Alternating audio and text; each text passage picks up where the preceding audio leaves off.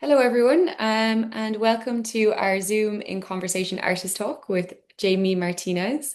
Thank you very much to Jamie for joining us on this New York morning for yourself, and to anyone else as well who is joining perhaps in the morning time. We're kind of midday here, so it's quite nice. My name is Katie O'Grady, and I am the curator of exhibitions and projects at the Glucksman Art Gallery, where we currently have an artwork by Jamie on display in our exhibition Labour of Love, Economies of Care in Contemporary Art. Um, so I'm just going to do a tiny little bit of housekeeping. So this is a webinar Zoom, which means that you won't be visible within the actual video itself, but you are very welcome to ask any questions or have any comments within our Q&A and chat function. The entire conversation will last about 45 minutes, after which we will open up the floor to some of those questions. You're welcome to type the question, or if you raise your hand, we can enable you to speak over the Zoom as well. This talk is also being recorded and be available to watch back again on our YouTube channel. If anyone would like closed captions, there's also the possibility to enable closed captions. I think I've enabled them now for anyone who may like to use them. So I'm just going to give a little brief introduction to Jamie. Jamie Martinez, born in Imbabwe, Colombia, and currently based in New York City, is an interdisciplinary artist who explores the intersection of history, research, indigenous spirituality, and ancient beliefs. His art includes paintings, sculptures, and installations that serve as a commentary on colonialism, mysticism, labor, and ceremonial gatherings. Martinez's work has been featured in major outlets such as Hyperallergic, CNN, New York Magazine, The Observer, Newsweek, Yale Radio, WYBCX, NTN 24, Good Day New York, Fox News, White Wall Magazine, and more. He has exhibited at the Queen's Museum, the Chateau de Montreux Museum of Contemporary Art, Petzel Gallery, Anna Maria and Stephen Kellen Gallery at the New School, 601 Art Space, Penn State University, Spring Break Art Show, Color Works, the Gabarin Foundation, and worldwide. His artwork is included in the permanent collections of the Marina Satseva Museum in Moscow, the Equity Brands Corporate Private Collection in NYC, the Gabarins Foundation Collection, Foursquare Headquarters in NYC, and various additional private collections. So as I mentioned, Jamie's artwork is currently featured in our exhibition Labour of Love, alongside works by Martin Bass, Lisel Barish, Colin Crotty, Viola Fatiol, Laura Fitzgerald, John Halpin, Mikhail Karakis, Dion Kitson, Danica Niezvich, Amelia Stein, and Caroline Walker. So just to kind of start out the chat, I'm just going to do a really quick little overview of the exhibition for anyone who doesn't have the chance to maybe catch it in person. So this is just a very, very brief slideshow that I've put together. And I'll just speak a tiny bit about the exhibition and its themes as we go through it. So you can see here, this is Jamie's artwork, which we currently have on display, titled Mea Aj, My Mother's Labour.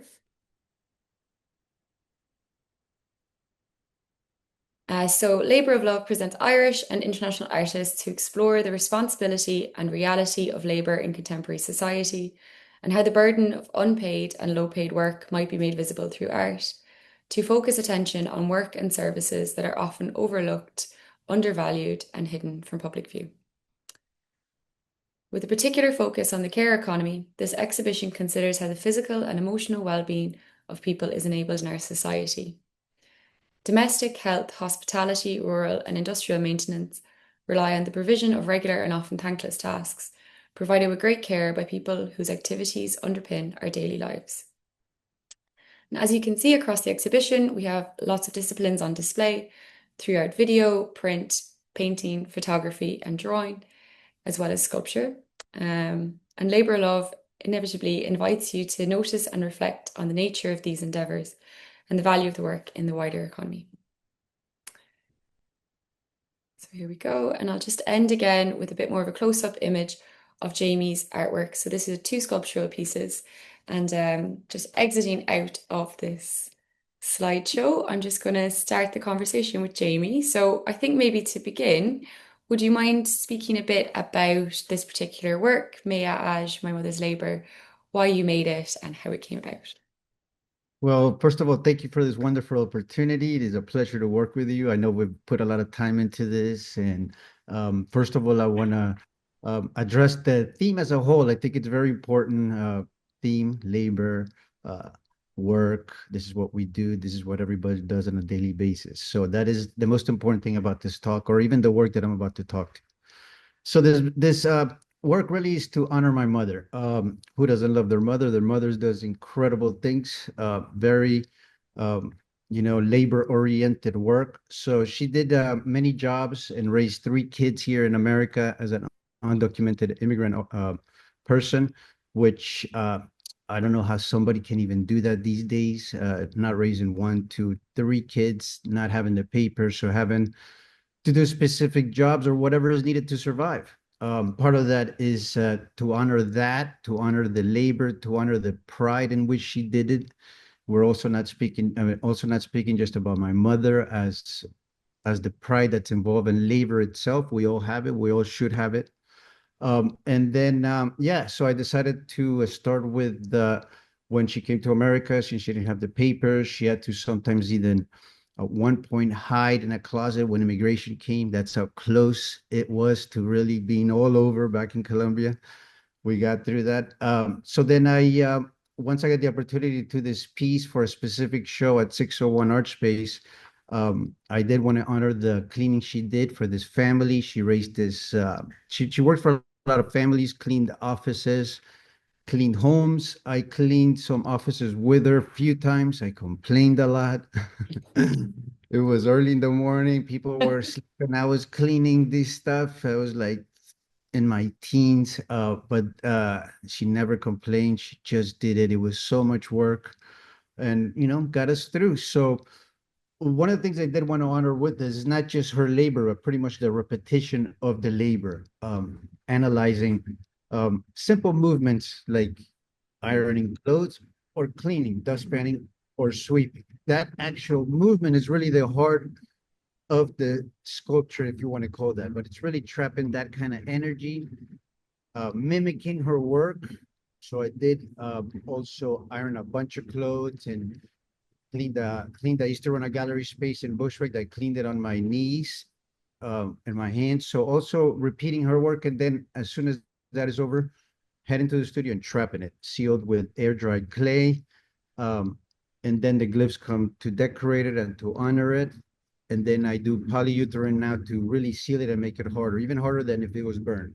But the item is perfectly intact in there. So there's even dirt, dust, a lot of hair, whatever it was, it's all mixed in there. So in the dustpan, it starts getting a little browner as it goes. It mixes even more.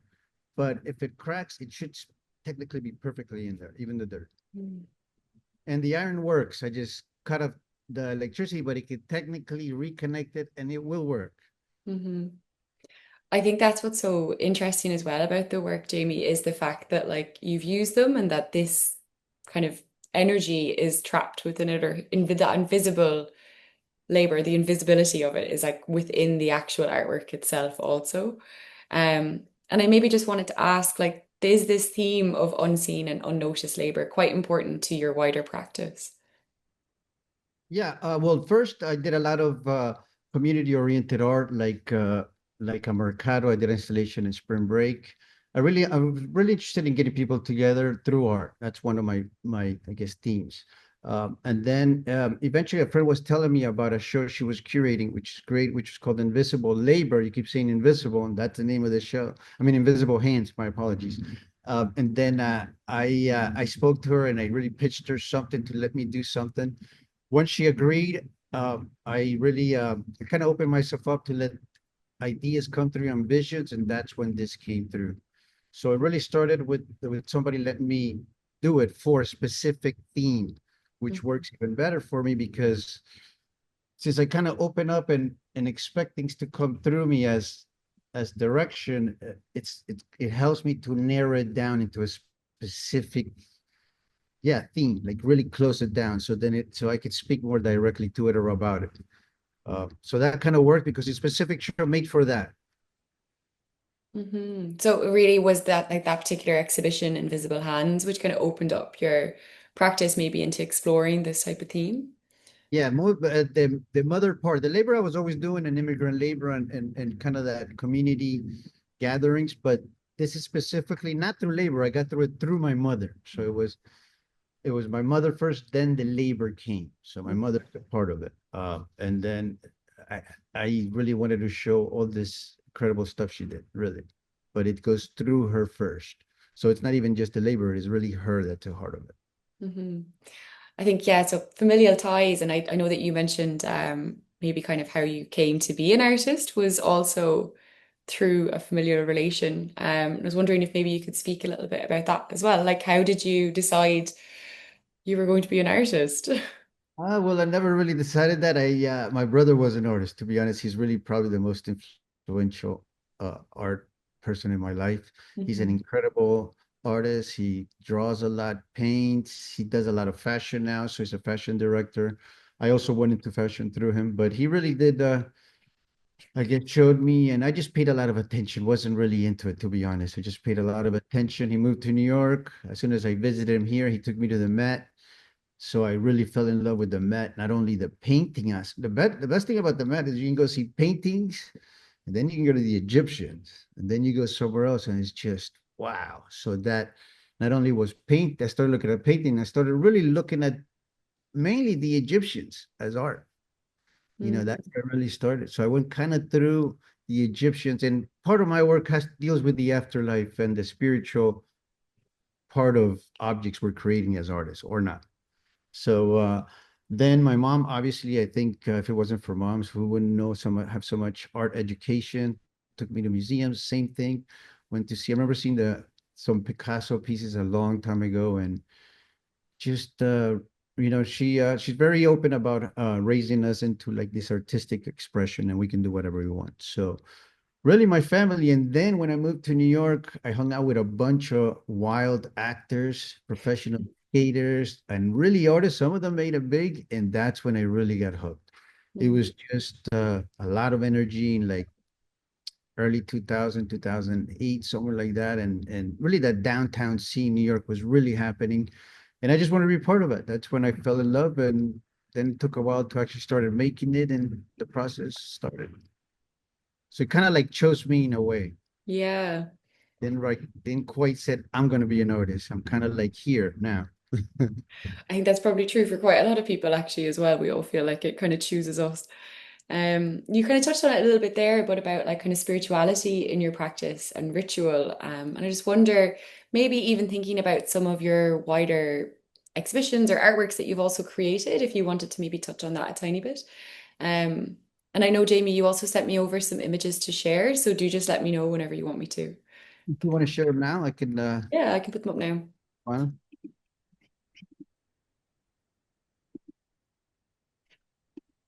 this was my last exhibition, which is Christopher Columbus. You will meet him very soon. It's an Yes. inflatable 15-foot beast that it's impossible to control, does whatever it wants. It's very moody and it's just it does what it wants. It breaks everything in sight. So it's one of my favorite pieces. Took a while to make. If you want to go to the next one.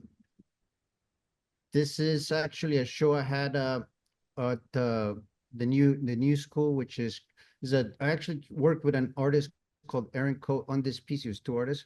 It's a full VR simulation about dying and going into the afterlife. That is one of my big themes. It's really almost the heart of all my work is what's next. Where is art? Where can art take me and protect me and guide me? Not where I can take art, where it can take me.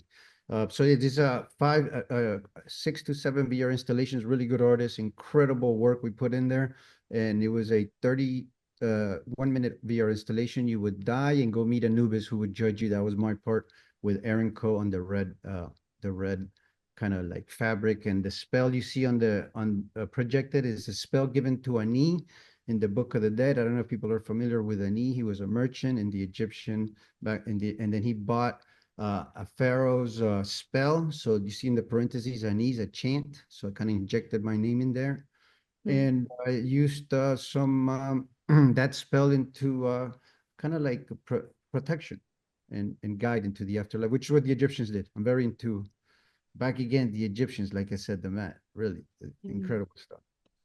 You want to go to the next one? This is Spring Break. I've done Spring Break a few times. They're great. They really are let you do whatever you want. You could just take over rooms. The creative energy is incredible. These are piñatas with some paintings. I'm at one point I would the work in the piñata really is the action, the movement of breaking it. That's really the heart of it, not really what you're looking at again. So I would be excited to show one the unbreak and see what's inside. I mean, it's still in there. And be part of it. So these are three piñatas designed accordingly to sculptures in the Gold Museum in Bogota, Colombia. So these are native sculptures, beautiful stuff. I try to like kind of replicate it in a fun, childish way, but they are in the Colombia Museum of Gold. And then this is one of my shields, very important piece of my work in the afterlife.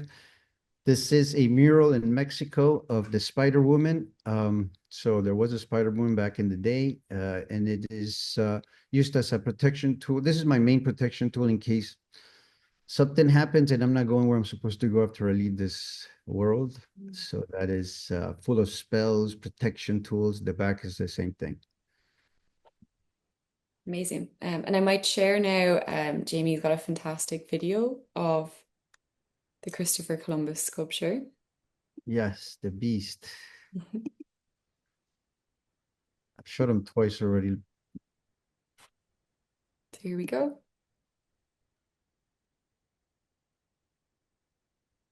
It's huge. It doesn't look as big there. I mean, let's look at the door. So it was a 34-day performance. The space was open 3 days a week. Those 3 days he would just perform on off. Um, I could barely control him. He's very moody, like I said, does what he wants. Broke a couple of my sculptures broke one sculpture that I had on the wall, which was the purpose of it. Displays the lights. And that's only him, 3/4. He's really bigger than that. He can really just blow up that space. And the idea here is that not the inflation, but the deflation of Christopher Columbus and colonialism, as you see here, narrowed down to just pure air, really, pure hot air. And here's the statue, and the final would be him falling, which is how he took my work down. And then he will go back up and just keep performing. So really, this is more of a performative sculpture that does what it wants. Believe me, I can't control it. I try. I just pray it works, and it does usually. And in a way, it's weird. He kind of likes attention, and the sculpture knows when important people are in front of it. Seriously, because I had a lot of visitors, and when the important one came, it just shined like out, like it knew who was in front of it. So it was exciting to see it come alive and to see it work because it was a big scary. I didn't even know if it would work really. Mm-hmm. And it's interesting as well, even like the way that you're saying he reacted to different people in the space is kind of a very interesting development across it. Um, I want to jump back just a tiny bit there to maybe as well, like relating to the artwork that's currently on display in the Glucksman, My Mother's Labor. And you have these absolutely amazing like Mayan glyphs that are adorned all over both of these works, so both the iron and the dustpan and brush. Even to the point actually where something that I really love, there's one on the underside, there's some on the underside. And that really again like kind of encapsulates that like the idea of it's hidden and invisible. But also maybe like the kind of the importance of that slight invisibility too. And I feel quite honored that I know that it's there. But maybe would you speak a little bit about your use of these Mayan glyphs? Where did that come about and what kind of methods do you use to Yeah. employ them in your art practice? And that's good that you saw it because nobody has seen that. Funny. Okay. Nobody. Because I actually added it later. Very funny. So yeah, it really it's a complicated system, and I am not an archaeologist. Let me just clear that up. This is something they're still working on. I do work with a top I guess archaeologist kind of professor. He writes books. He helps me in the complicated ones. But really it's as far as we know today, it's a kind of simple syllabic kind of glyphs. So you have what's called logograms, which are like shields, snakes, or a single kind of thing. Could be an idea too. And then you got like syllabograms, so it's like syllables. Used more for phonetic sounds. Again, I'm not an archaeologist, but this is through the research I've done. So you can either use them in many ways. You can use them as saying a snake, there's specific glyph, and then there's one just saying the snake sound. Hmm. So I use it all mixed up, not necessarily archaeologically. Some of them more like a collage. Think of it a collage by a child Hmm. trying to talk to his mother. So the work's still very playful. If you look at the glyphs, they're very childish in a way with pencil. It had to be pencil to give it that childish kind of feel. Yeah, and some of them are snakes, some of them are Holy Mother. One of them with the professor, which is the labor one. He gave me that one. And then some of them I combine in, well, then it gets really complicated. Some of them I use the phonetic sounds. It can be used either Mayan. Sometimes I use it as saying an English word, mama, mama.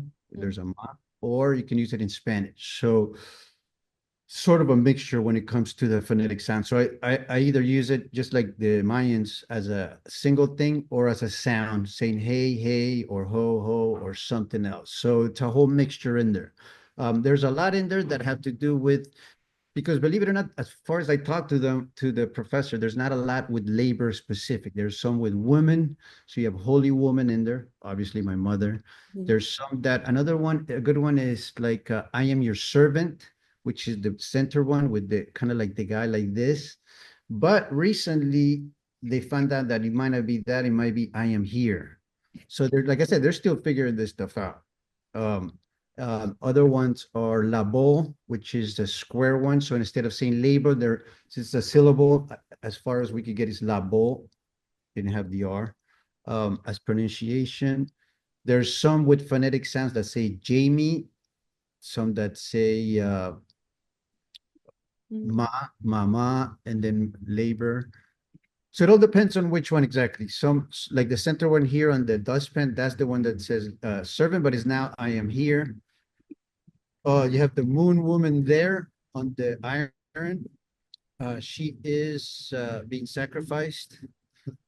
And in the additional one, there's some Mayan numbers, which is anytime you see a bar with dots, that's their number system, which Hmm. is actually extremely genius. These guys were way ahead of everybody. Like they had zero before pretty much anybody, except India, I believe. And so their system is simple. You just do a bar is a five and a dot is a one. So you want to say six is a bar and a dot. So sometimes I put dates there that are important.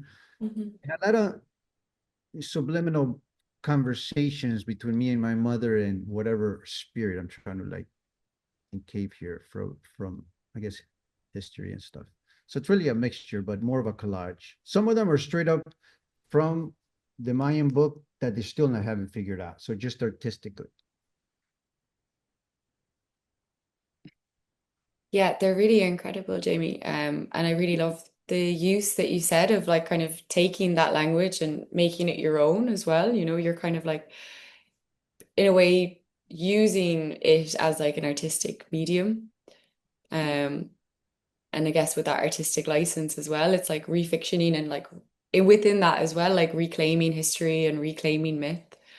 Um, yeah, and I just wonder perhaps maybe if you would speak a little bit maybe more about this kind of the deconstruction of colonial narratives, which I seem is very important within your practice. I know you kind of touched on the Columbus sculpture, but if there's any others that you'd like to delve into, and how do you see art making maybe as a tool that's quite necessary for doing that?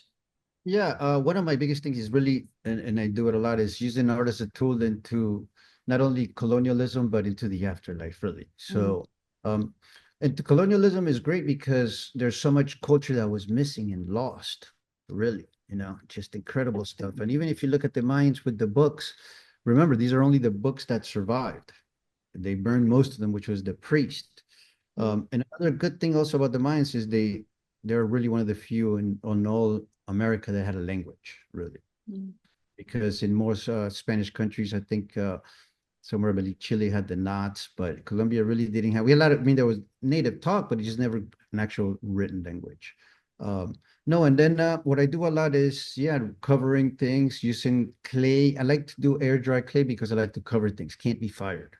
mm, So it gives it that reclaim of the land, not just, kind of, we got colonialized, but the land will always win no matter what. Once we're all gone, the land will take over things. We'll cover everything. We'll cover that iron. We'll cover everything. So kind of that's the idea of why I'm really into covering a lot of motives, a lot of things, and seeing how that how that pushes me to where it wants to take me. So a lot of the work really depends of where it wants to go. I'm just kind of like directing it, really. I'm as surprised as the viewer sometimes.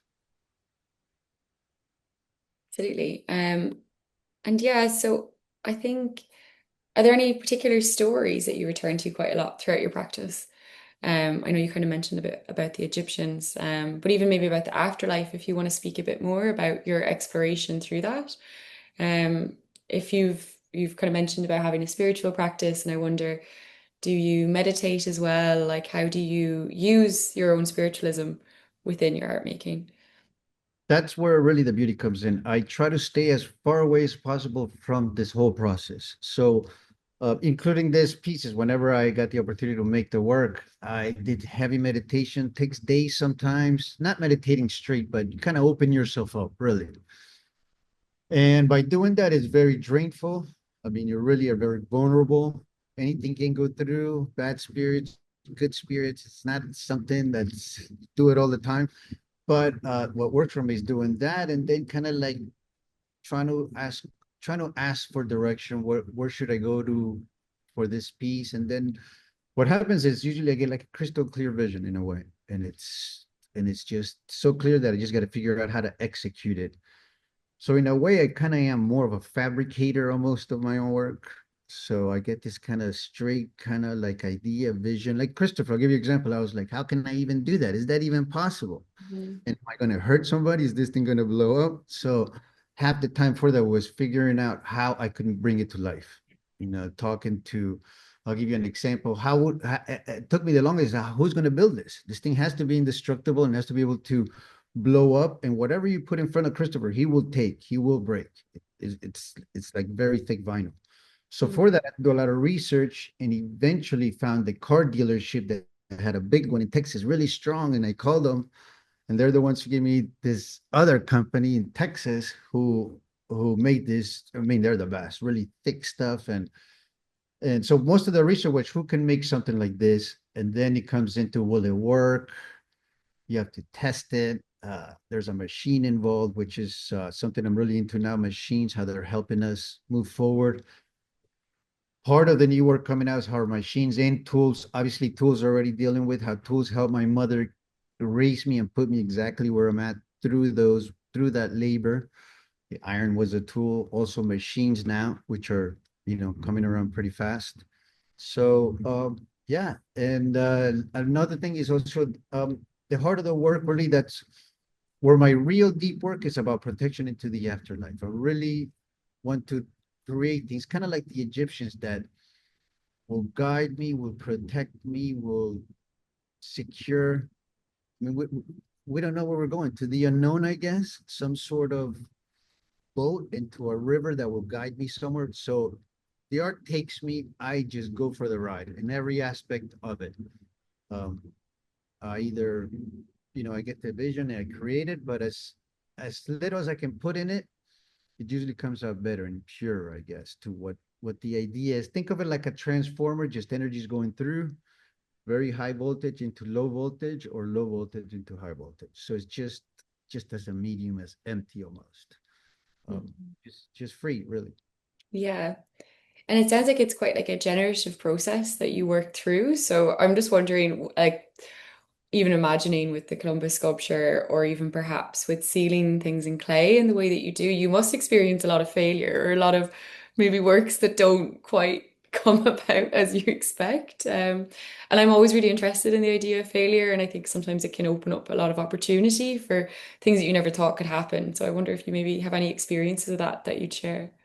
Yeah, that's the best part. Failure, it is absolutely the best part. It is the vital part of everything I do. Failure is the reason why most things work because you have to fail. So yeah, a lot of things fail. Christopher didn't first that first sculpture I was gonna put somewhere, it just didn't work right away. It failed and I still held on. I knew it was something better, so it worked somewhere else. But yeah, some things have fallen and cracked. That's why I sometimes started work because we at the beginning I was just making air dry sculptures. Didn't know why, but eventually there was a reason. Again, it was more like looking down the road. But yeah, it's just it covering things really came through it, and just it helps me. I like to have some sort of meat in the work that I like to tag along to. So it's either history, objects, movement, or things like that in a way. Hmm. But Amazing. failure, yeah, failure is the best. I mean, it's the only way that you move forward. And some of the best pieces are the failed pieces, really. Mm, Because what absolutely. is, yeah, what is perfection? It's really, life isn't perfect. So how can somebody just put something so perfect there, you know? So that's why I kind of like messy, kind of scribbly, childish, not perfect stuff too. So yeah, Yeah. it's important. It's very important to not be perfect in a way. Yeah, and I think there's definitely a relationship there even as well. Like I think some of the glyphs that you have even on the artwork that's on display in the Glucksman, like they kind of strike me almost like street art or like graffiti. And is that something that you kind of look towards at all within that reference point? Or maybe it's just more my interpretation as well.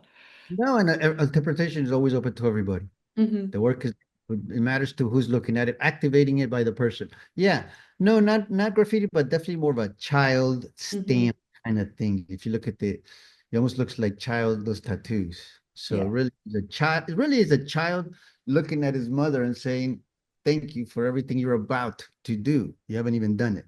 You know that reaching, put myself back in that early age as far as you can and mentality to try to look up to your mother. You're looking up, you're small, you know? Hmm. So kind of playful, always playful. Hmm. Yeah, absolutely. And it really is like the work absolutely is a homage to your mother. And I hope that we've been able to display it in a way that very much so represents that as well. Oh, it looks great. The Um, execution is incredible, very well done. Thank you very much, Jamie. Looks Um, I wonder if you might share with us some artworks that you're maybe or anything that you're working on currently or towards the future as well. yes.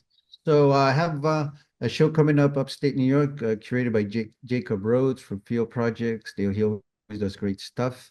I'm working on another big project next year. I can't say much, but most of it is really just my mother's labor. So I have a lot of work that's coming out based on that. What Mhm. usually takes the longest for me is coming up with a formula for that specific series. That takes the longest because you get the vision and then you're like, how do I do it? How do I make this come to life the best way possible? And most of it is not really painting. There's other ways. I'll give you an example. I might have to learn how to fly a plane one day to Mhm. execute a specific way. So it's kind of like once I get that, really, how do I adapt? So now that I got the formula for my mom, it's just a bunch of work and it's a lot coming out. I am now doing all her seamstress work, which is what she does now. A lot of scissors. This is it. This little movement, it's what put me here. This helped. I mean, obviously, she did it for a couple of years, but she went from cleaning houses to she works for my brother. They have a very successful fashion production company. She's worked for the best, Oscar de la Renta, all of the top. So now really the movement for the first couple of years was that what she struggled, and then he went to really just sewing and and so sewing machines, anything with sewing, fashion. I'm re-mimicking all that work, sealing it as we speak, making honor paintings around it. So it's a lot of work. Just should be out eventually, hopefully later on. Like I wanted to wait till it's all together in a way. Mhm. But really the labor. I'm really going into labor and I'm going into also some sort of immigrant labor, since it's such an important topic these days too in the situation we're in. I've always, Mhm. Absolutely. yeah, I've always done immigrant stuff. I ran a space showing mostly immigrant artists, which I'm going to start bringing back, and we're going to curate some shows in New York City. Mhm. And that's another subject that's really important now: the actual immigrant labor and what's happening with people's lives. And yeah, all that. And and and what's sad is all these people like you had in your book reading it, all the pride that's involved in these people's work, and yet it's just thrown away, and lives are really ruined right now. But staying Mhm. with that labor and immigrant labor and always the afterlife. I always, that's my never ending series. Yeah, Jamie, maybe if you want to share a bit more about, is it the Border Gallery is the name of? space. So it's called the Border Gallery. It was in Bushwick for 5 years. I learned so much. Really, that's where I learned the most. I always tell artists, if you really want to get better, I think you should curate and really understand and really open yourself up and see the other side of it. So that's probably the best thing I've done in my career is rain that space because I really connected with whatever energy artist, whatever that is. We made a bond there. We made a deal, and we're gonna stick to it. And it's just it really yeah. So I will bringing it back in Manhattan. We're gonna do some shows with immigrant artists, and I curate a lot here and there too. And I've been stepping away. Have had some projects that just taking so much time, but eventually would like to put some more shows together about that. Hmm. And maybe you could tell us a bit about your kind of background as a curator. So what exactly drew you into curating artworks? Was it just naturally being a part of an art scene and seeing some opportunities? No, it was actually Donald Trump. I don't want to say his name, deep, whatever it is. Because when he came in, it was in 2018, and he was just bashing immigrants. Like, really? Like, I just couldn't stand it. So I grabbed some money, this place is small. I mean, I'll be honest, it's like a closet. But I just grabbed some money, opened it up, and that was the drive to put these shows is to show immigrant labor and immigrant artists and to kind of stand up for that discussion. And yeah, and that really launched it. And it was well, I mean, I've met some incredible artists. Some artists are doing really well that I've shown in there. Holy crap. Should have bought the painting, really. Never mind selling it. But and most importantly, building a community, meeting people, because this art is such a difficult profession, really. That I think building a community and having people support you is very important. So you stay, so you part of it and you keep working. Have to stay motivated. You have to keep moving. Obviously, we all know it's financially difficult to be an artist sometimes, but there's no other decision.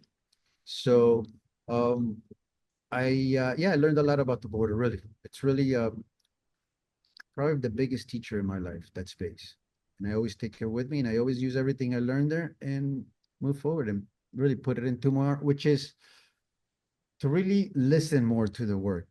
That's what I Hmm. learned there. Put it very simple. To just listen more to the work and to let it take you because it's there. There's something, whatever it is, there's something there bigger than us, bigger than what we can control. Not to try to overpower that as an artist, to try to be like, you can't overpower this thing. So kind of like go with the flow and just listen to it. So that was something that's very important and I will always take. And yeah, I'm excited to show some new artists, bring some artists down. Amazing. Yeah. And I hope to have the opportunity someday to visit as well in New Thanks. Would York in love to show you person. around. Um, I think there's a really lovely comment you kind of made there as well about the idea of community and like even in relation in nearly the same sentence you spoke about how it is quite difficult to exist maybe financially stably as an artist. Um, but I really think that there's something gorgeous about creative practices and that it can make you kind of question different value systems and how like actually really like having a community around you and connection with others can be something that's valuable outside of monetary gain. And that's really, I think, also something that we're trying to look at with Labor of Love. It's how maybe like the act of recognition and like the way that you've paid this homage to your own mother through your own artwork is a way of showing that care and showing that appreciation. Um, so yeah, thank you very much. Yeah, no, and even creating that art itself as a whole, like the whole show itself, all these artists together, making that one big energy story. So it's important, and I also think curators are artists, man. They're really just, to me, the final the final outcome is always it's always important. So curators really do very important things to put this all together, make this kind of like soup that tastes incredible with a bunch of different works. So I think we're all doing it together, but that's why community is so important because it's also creating its own art piece as a whole with a lot of people, which is really the art world in a way. So not just individual, but together we're just creating bigger things, I guess, or trying to. Yeah, absolutely. I always kind of think of curatorial practice as like Ursula Le Guin has this the carrier bag theory of fiction. So it's like an idea of it being a bag or like a bag of stars or something, a container that you've gathered these different things into. And I think you kind of, yeah, you very much echoed that as well there, Jamie. Um, Amazing. I wonder, is there anything else that you'd like to speak about within your work or wider practice or within the side work as well? Or maybe we can open up to some questions from anyone in the audience. Sure, if there's any. But yeah, no, thank you for the opportunity. Really, it's I think You're the so show is welcome, Jamie. spectacular.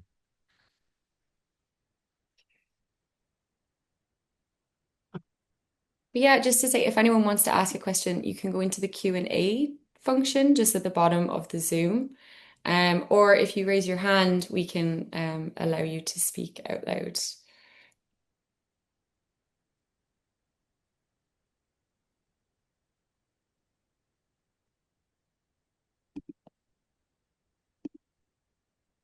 Oh, thank you very much, Inma. That's very sweet.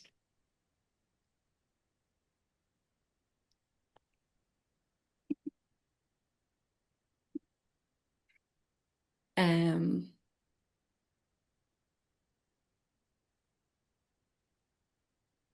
Oh, lovely. And Tig, who's actually my colleague, senior curator here at the Glucksman, who's just mentioning that we'd love to have the opportunity to welcome you to Cork in the future. Yeah. Inma has just asked, perhaps, could you maybe speak a little bit more about the idea of failure in your work? Okay. Well, that's very important, really. Failure is what moves you forward. It's what tests your endurance, your determination, your drive. Because if everything is happy and everything's going well, I don't think you're going where you should be going. I mean, it's just, like I said, you get back to life. Life is complicated. Failure is, but you have to look at failure differently. I think that's the most important thing because it's not failure. That's the main thing. I mean, go on YouTube and listen to Michael Jordan. He's the first one to talk about it. Don't even listen to me. Yeah, you have to fail. You have to rise above. You have to know your mistakes. Uh, the best ones are the complete weird failures. Just come out of nowhere. Something drops and breaks, and you're like, oh no, and then you're like, whoa, I didn't see it this way. Which is kind of what happened. I had a sculpture dropped and break, and there was something inside, and I was like, what's inside the Mhm. sculpture? I think what's in the belly of it, what's in the heart of it. What you could have looked at is, oh my God, I just broke a sculpture, turned into the biggest, humongous break.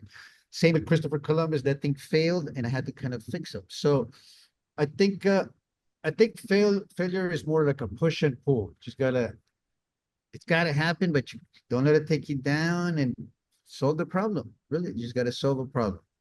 That's what failure does. And sometimes you don't have to solve the problem. And that's especially when it comes to art. It's sometimes better to ask more questions than to give answers to me. So failure, yeah, it's something that really is very welcome here. Mhm. Yeah, I think Inma also shared which one of Samuel Beckett's quotes, which is ever tried, ever failed, no matter, try again, fail better. Exactly. And just Sorry, keep yeah. moving forward, which is the idea, because that's the only way you're going to get there. Really. It's not that easy to get to wherever you're going. You're going to have to overcome things. So, yeah. Mhm. Absolutely. And thank you for the comments. We'd love to someday come and visit and really, and also did some research in the museum. And it's great that you guys do a lot of social oriented shows. And you got to Hmm. know, a couple of years ago I was reading. So that's very important that museums are involved into the community and important social subjects that are not easy to tackle sometimes. Yeah, I think we're very lucky in being a public gallery that we're able to kind of work with the community of Cork and beyond and really look at lots of different issues maybe that people experience, but also like try and find hope and joy and a sense of well-being through art also. Um, so also alongside our current exhibition, Labour of Love, we have another exhibition which is our collection from the UCR collection called Condition Check. So it's about health and well-being within the collection. So it sits kind of interestingly like next to Labour of Love also. Oh, nice. Uh, Beautiful.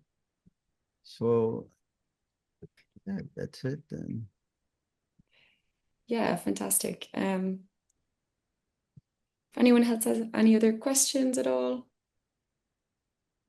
I feel like I'm ending a bit short. Um, but yeah, thank you so much, Jamie. And it's been a real pleasure to get to know you, and an honor to have your artwork on display in the Glucksman in Cork. And for anyone who does get the chance to come and see the exhibition, it's open until July 6th. Um, and we're open Tuesday to Sunday, 11 a.m. to 5 p.m. But if you don't get a chance to come and see it, I will just share quickly our website page. So you can perhaps learn a bit more about the exhibition there. As I mentioned, this talk will be online on our YouTube, so you can also maybe find out a tiny bit more about the gallery as well. Thank also to Fiona and yourselves for putting the show together. Thank Really, you. can't thank you enough. And to everybody who joined me this early morning, it is 9 a.m. in New York. I had to get up. But thank And a you very holiday as well, which much. I didn't realize. So I'm So sorry. excited to get out of here at the studio and go have some fun. Nice. And, Yes. again, thanks to everybody, and it's been my pleasure and happy that, more importantly, happy to honor my mother who's hopefully watching. Thank you very much. Mom, I'm here, Mom. Hi. Okay. Thank Yeah. you, Katie. Bye, Thank you everybody. so much. And just, yeah, thank you very much, Jamie. Okay. Hope everyone has a lovely rest of their Saturday. Bye.